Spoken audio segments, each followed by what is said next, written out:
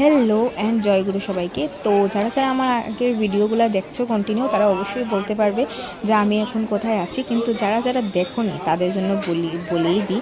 তো এখন আছি আমি কালীঘাট মায়ের মন্দিরে।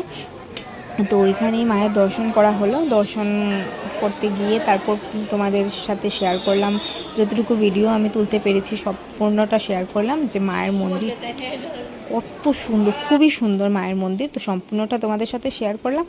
তারপর ওই জায়গাতেই আমাদের জানতে পারলাম যে ওইখানে আদি গঙ্গা আছে। আদি গঙ্গা বলতে সবচেয়ে পুরনো গঙ্গা ওইখানেই আছে। তো গঙ্গা মার দর্শন করতে দেখতে গেলাম।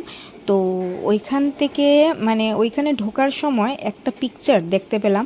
তো ওইটা প্রথমে এত নোটিস করিনি, তারপর যখন আমার শাশুড়ি মা বললেন তখন একটু নোটিস করে দেখেছি। তো তোমাদেরকে ওই পিকচার বিষয়ে আমি কিছু বলবো না, কে কে তোমরা চিনতে পেরেছো আমাকে কমেন্ট করে অবশ্যই জানাবে। তো এখনের জন্য এই ভিডিও আমি এখানেই শেষ করছি। তোমরা আমার ভিডিওগুলো কন্টিনিউ দেখতে থাকো। জয়।